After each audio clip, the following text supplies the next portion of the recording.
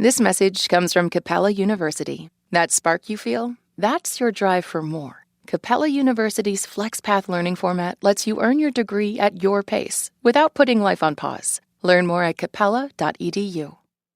I think the path to whiteness has widened, where in the past, if you were a Black conservative or Latino conservative, you could engage in conservative spaces, but you were never accepted as fully white. Now it's different. Those structures are now allowing Black people and Latinos to enter as long as they endorse certain ideas. We've never had that phenomenon before. Okay, y'all, I've been seeing a mix of different stories in the news that each seem unsettling on their own, but I'm starting to put together the pieces, and I'm wondering if anyone else is seeing what I'm seeing. Walk with me. First, we got Nicki Minaj's pivot to the right, which has been long brewing, but sort of crystallized in this moment where she joined Turning Point USA's Erica Kirk on stage for a special dialogue. Nicki Minaj now refers to herself as President Trump's #1 fan. And she's the latest in a line of rappers who have moved from being Trump critical to openly admiring the president and his policies. And if we turn to the matter of arrests and fatal confrontations involving the Department of Homeland Security, let me throw some numbers at you. According to the Equal Employment Opportunity Commission, as of August 2025, about 23% of the overall DHS workforce identifies as Hispanic or Latino. For Customs and Border Patrol, that number jumps to 50%. This may not capture the large influx of new agents that have joined the Immigration and Customs Enforcement as of recent, but these are the numbers as of last August. It feels like we're in a moment where people of various racial backgrounds are on the front lines of our current culture wars and not fighting for the side you might assume. Now, I'm obviously not talking about the majority of any one group of people, but these examples are making culturally impactful moments that have me scratching my head and wondering, how the hell did we get here? To think this through, I'm here with Axios' senior race and justice reporter, Russell Contreras. Russell, welcome back to It's Been a Minute. It's good to be with you. It's been a minute, definitely. Hello, hello. I'm Brittany Luce, and you're listening to It's Been a Minute from NPR, a show about what's going on in culture and why it doesn't happen by accident.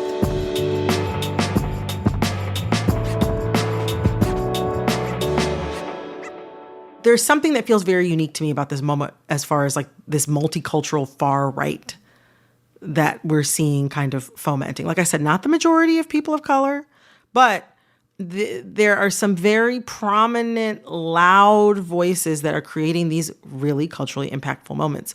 What is unique about why this is all coalescing right now in this really big, obvious way? I think it's different because right now, since MAGA controls the conservative movement, if you're able to express these views, you go sit at the MAGA table.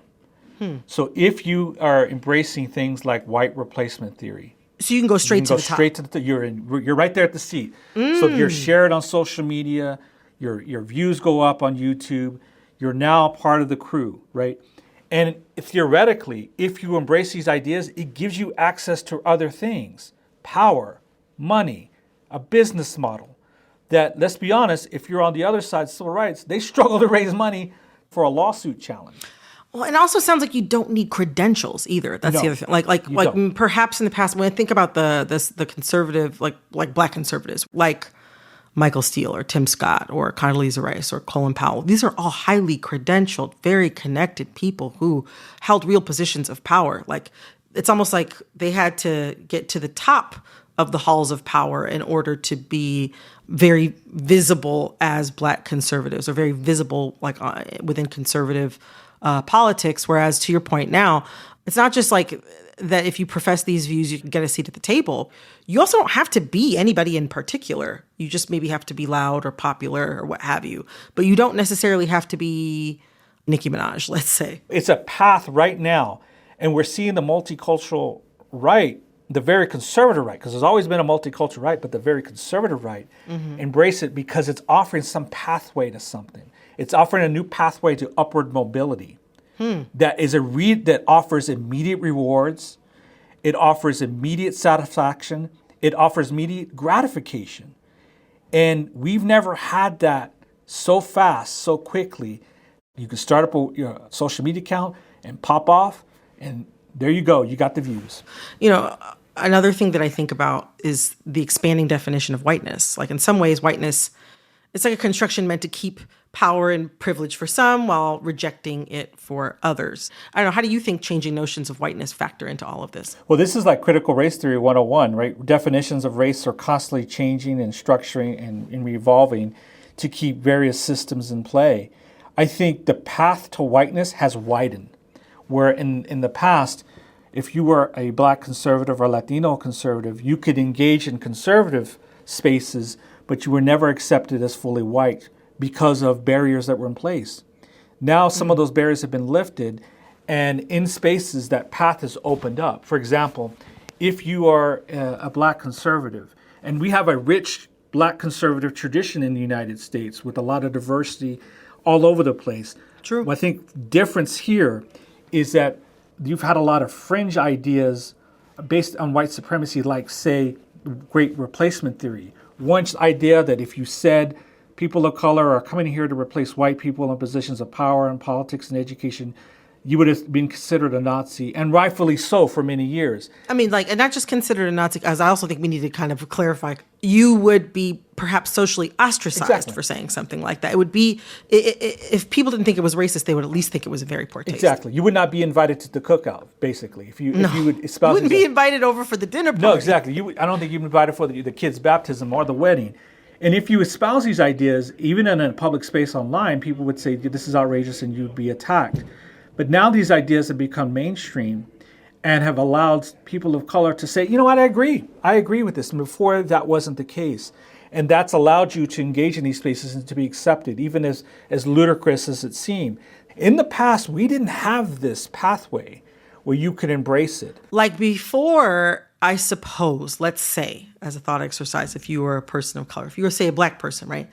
And you were like, I'm really trying to get down with some of the things that the KKK and the Nazis are talking about, they're going to see you and not want you in the club. You can't go to the meeting. You can't hang out with them. You can't. That's not how it's going to work. Well, I think whiteness has expanded its affirmative action policies, if we're going to be honest, that you can now enter this space if you agree to a certain set of criteria. And again, we've never seen that. So it's like they've invited their own DEI policies, so to speak, that you can come in and engage with us. I want to be the difference with someone who's white and someone who's embracing whiteness, racialized whiteness. Okay, please break down each of those definitions, please. One is this: just someone who's physically described as white doesn't mean they endorse white supremacist ideas. In fact, most people, the majority of people, do not. If you're embracing whiteness in the sense of embracing white supremacy, you are then endorsing a hierarchy of racial discrimination. Now, that's a fundamental difference, right? If you embrace just whiteness and you admit we come from an Irish or Italian background or whatever, however we describe whiteness, it doesn't mean that you're endorsing these ideas. So we got to be very clear on that. If you're embracing white supremacy and you're playing footsie with these ideas, that's different. And I think what's happening is these spaces are tapping in to the alienation of men of color. There was a lot of excitement among Harris rallying from members of the Divine Nine. And there was not a lot of excitement for those below the poverty line. That's different. So you definitely tapped into a middle class excitement ethos, identify with her. She went to historic Black college, she went to law school. That's aspirational. I can achieve that. For a certain segment of our communities, that's out of reach. If they're struggling with poverty, they're struggling with day-to-day, now it's an us versus them. And lo and behold, here comes another population, another alternative, Donald Trump and MAGA saying, you're alienated like I am. I'm going to give you an economic alternative. And then there's pushback. You're selling out, you're this, even Obama chastised them. And all that does is they dig in. Talking about just Latino voters, when you talk to them and you see polling, they will say in polling, yes, I believe Republicans are racist. Okay. But they'll also say Democrats are condescending. So it's a wash. So if you got these two on two sides, they'll say, okay, what else you got? And then the other side says, well, I got an economic plan for you. And what does the other side say? Well, I've got an opportunity, blah, blah, blah, here's a 10-point plan. It doesn't resonate. Well, yeah, and I can also see how that's like that kind of visibility for, maybe someone like a Nicki Minaj or Snoop Dogg or even any of or even someone like Nick Fuentes or Candace Owens, like the Trump embrace of those kinds of people when they have happened. I could see how that might signal to someone who feels disenfranchised, right, by liberal elites on the left, or rather in the camp of Democrats. I could see a way, given everything you've just laid out, that they might look at that Trump table, right, where, as you say, if you agree with him or if you agree with his doctrine, then you may possibly be able to get a seat at the table if you get enough visibility. Yeah, that might feel welcoming. That might make you feel seen. I'm sorry, a lot of things are adding up as I'm talking to you. Coming up, the same talk that black men and black women give their black children about the talk about cops, we would have the talk about the Border Patrol. This is what you expect. If they accuse you of not being from the United States, this is what you do. Stay with us.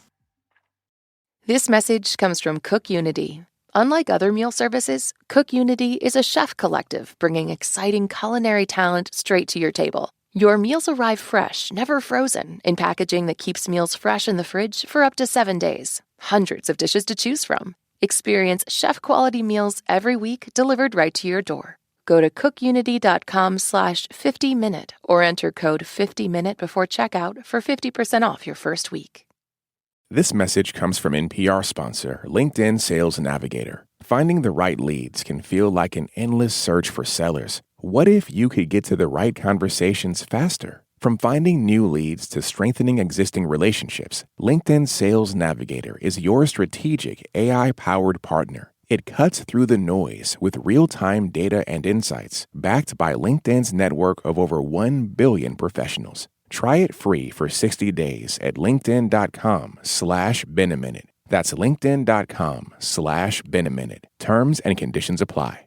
This message comes from NPR sponsor 1Password. Anyone else feel like 99% of your emails and texts are password reset codes? Trusted by millions of users and over 175,000 businesses, 1Password lets you skip the resets and sign in securely with strong, unique passwords that autofill across all your devices. You can safely share logins, store cards and files, and finally stop using your pet's name as a password. Try it free for 2 weeks at onepassword.com/NPR.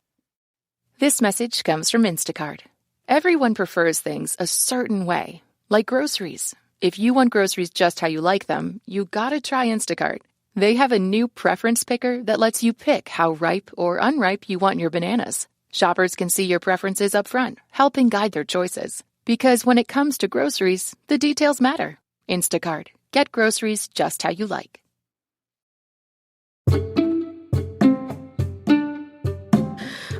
Russell, I don't think I'm the only one getting whiplash when I see these examples in the news. Examples like Jesus Ochoa and Raimundo Gutierrez, 2 Customs and Border Patrol agents accused of shooting Alex Preddy in Minneapolis.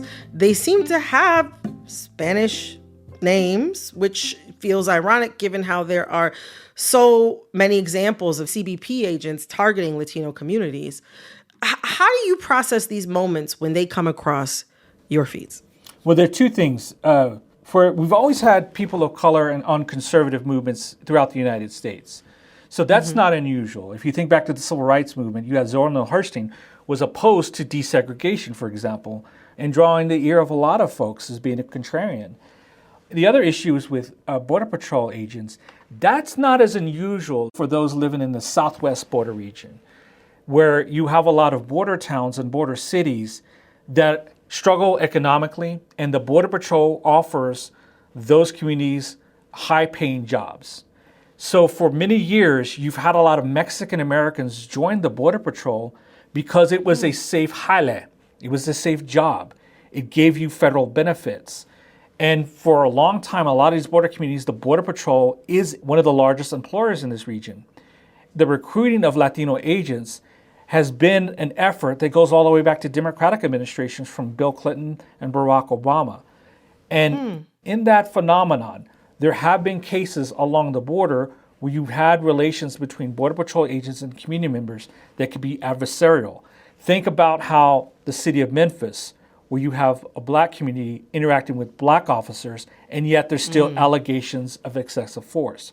So it's not unusual in the Southwest. I think it's disconcerting for folks outside the border regions to see Border Patrol agents and ICE agents patrolling who are actually Latino, who have accents, who not just a Spanish accent, but have a Chicano accent.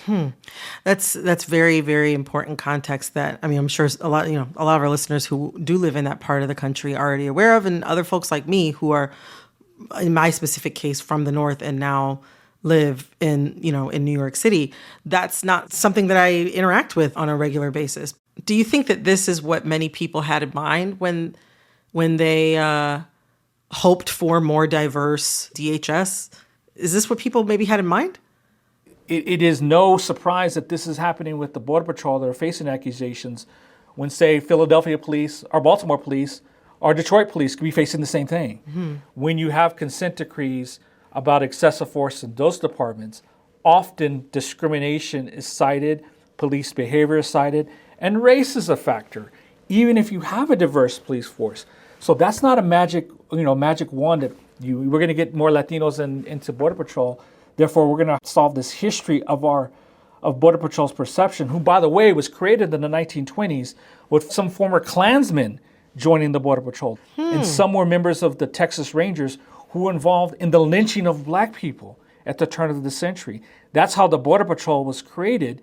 And then over the time it got modernized and you got professionalized and you've got a diverse force. So it changed its perception of how it originally was created was to keep Chinese immigrants out of the United States, and it was racialized to now something fundamentally different, covering the border, but yet you still have accusations that there's still racial profiling going on. It sounds like many American institutions born of deeply racist roots, they sometimes have trouble outgrowing their foundations in practice, I suppose. You've taken us on a journey of so many reasons why this dynamic persists, but many people will still find it jarring, I think. How do you suggest we consider these moments when we see them in our feeds or even in our neighborhoods? Yeah, I mean, Mexican Americans, especially on the border, we've lived in perpetual foreignness, meaning we've always been foreign, no matter how many years. Like, I'm fourth generation, and with the name Russell. But yet, even I have to make a case about how American I am. This is a phenomenon when you go down the border and you visit Mexico, as we did as kids. I lived in Houston, and we'd go to the border, say Laredo, and you cross over. The parents would give the same talk that black men and black women give their black children about the talk about cops. We would have the talk about the Border Patrol. This is what you expect. If they accuse you of not being from the United States, this is what you do. But those are conversations that we've had for years on how to deal with the Border Patrol, regardless of who's the agent. That's our reality. So when these agents go into the United States, to the interior, as part of some new immigration enforcement, it's jarring that people don't know what we had to go through. Now these people are at your front door interacting adversely with American citizens who are not Latino. Now they're concerned. Now we're having a different discussions like, oh, I didn't know this was happening there. As long as those happen far away in these rural areas, it was really not my concern. Now it's at my front door. Wait a minute. Now I got to pay attention. And I think that goes into the lack of history that people, they don't have a concept of what goes on in Mexican American communities outside of big cities, in rural areas, even all the way to El Paso. They only talk about it in terms of immigration and not discrimination. And those are very different. Russell, I appreciate this conversation so much. I'm really grateful to have so much perspective on how we've arrived at this moment right now. So thank you so much. Good to be with you. That was Russell Contreras, Senior Race and Justice Reporter at Axios. This episode of It's Been a Minute was produced by Corey Antonio Rose. This episode was edited by Nina Patak. Our supervising producer is Barton Girdwood. Our VP of programming is Yolanda Sanguini. All right, that's all for this episode of It's Been a Minute from NPR. I'm Brittany Luce. Talk soon. This message comes from Bombas. Your feet hit the ground an average of 2,000 times in a mile. Bombas sports socks are designed to support you every step. Sprint to bombas.com/NPR and use code NPR for 20% off. This message comes from Vanta. What's your 2 a.m. security worry? Is it, do I have the right controls in place? Or are my vendors secure? Enter Vanta. Vanta automates manual work so you can stop sweating over spreadsheets, chasing audit evidence, and filling out endless questionnaires. Their trust management platform continuously monitors your systems, centralizes your data, and simplifies your security at scale. Get started at Vanta.com. That's VANTA.com. This message comes from BetterHelp. During February, it can feel like everyone has it all together in their love lives. But the truth is, most people are still figuring it out. Take the pressure off and feel lighter in therapy. Visit BetterHelp.com/NPR for 10% off.